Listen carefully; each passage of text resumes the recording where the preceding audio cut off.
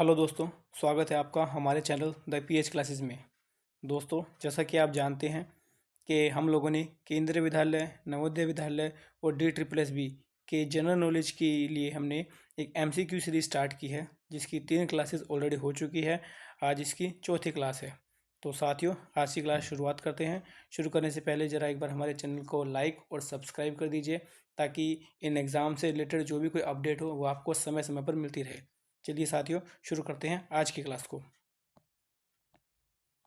तो साथियों, आज का पहला प्रश्न ये है, किस सुल्तान ने अपने दरबार में इक्ता प्रणाली लागू की थी? तो सुल्तान वो कौन था जिसने इक्ता प्रणाली को लागू किया था? तो इस प्रश्न का उत्तर हो जाएगा ए, इल्तुतमिश।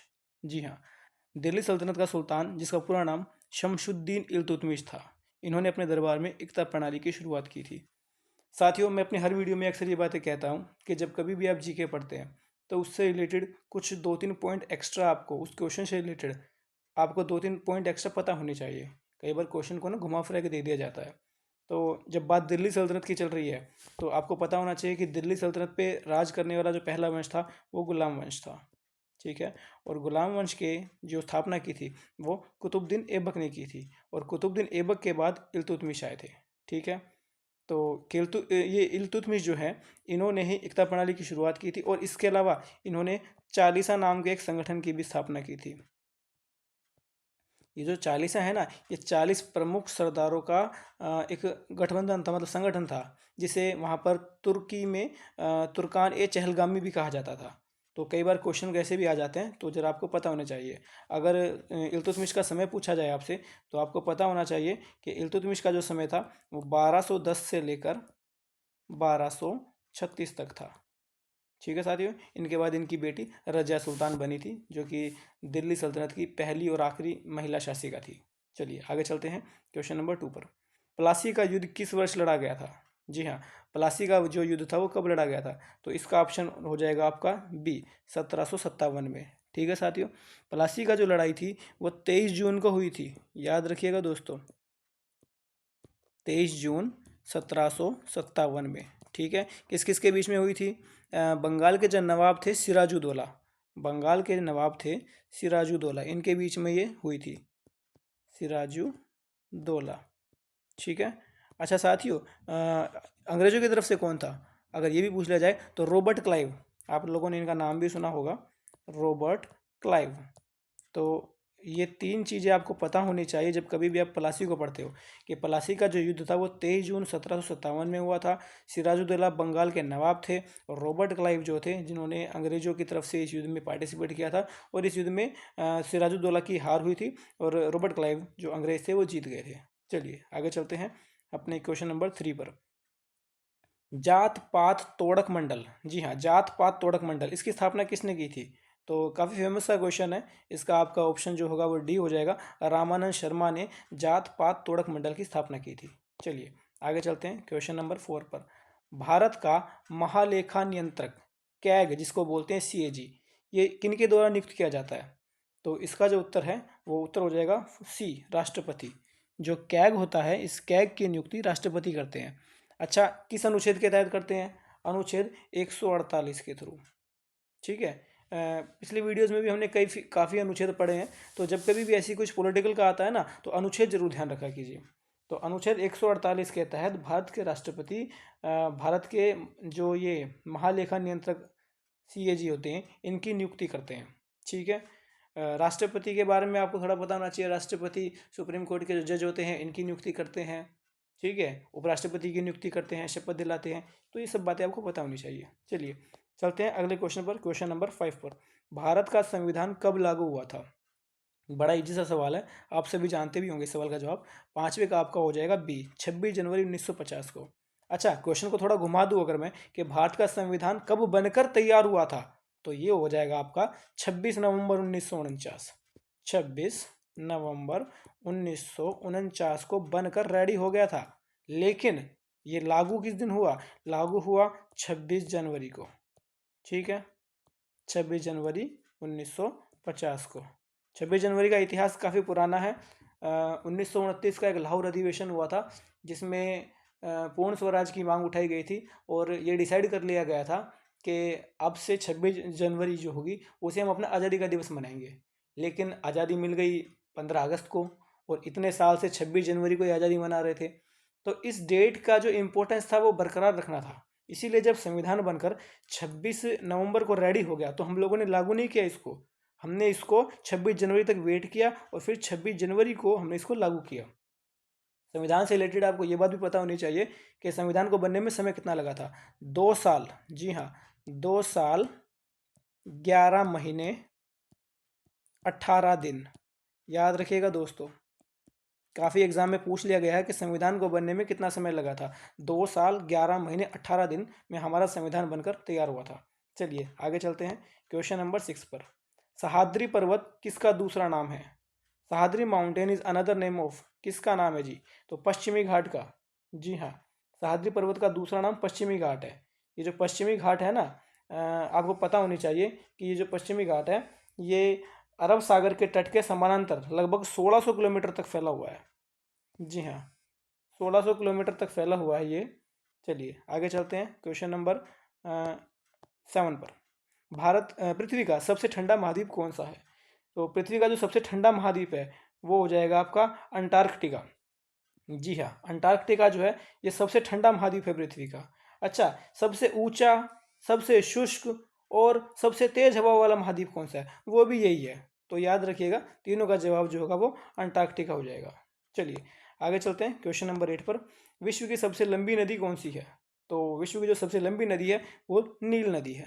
ठीक है साथियों, आपको पता होना चाहिए नील नदी जिसकी लंबाई 6650 किलोमीटर, 6650 किलोमीटर, यानी कि 4135 मील तक, 4135 मील तक ये फैली हुई है, इसीलिए विश्व की सबसे लंबी नदी है ये। चलिए आगे चलते हैं क्वेश्चन नंबर 9 पर। रेपो रेट किससे जुड़ा हुआ है? रेपो रेट जो है ना वो आरबीआई से जुड़ा हुआ है। ठीक है, तो ये बैंक ऋण होगा आपका उत्तर, बैंक ऋण से जुड़ा हुआ है। रेपो रेट आप लोगों ने कई बार मीडिया में न्यूज़ में सुना भी होगा। रेपो रेट होता क्या है? तो देखो साथियों, मैं आपको बताता हूँ रेपो रेट के बारे में। कई बार ऐसा होता है जब कुछ बैंक जो होते हैं वाणिज्यिक बैंक, जैसे कि आपका State Bank of India, Bank of Baroda, या भी आपका Punjab and National Bank, Punjab and Sind Bank, इन बैंकों को भी ना लोन लेना होता है। तो वो लोन लेने किसके पास जाएंगे? वो जाएंगे आरबीआई के पास।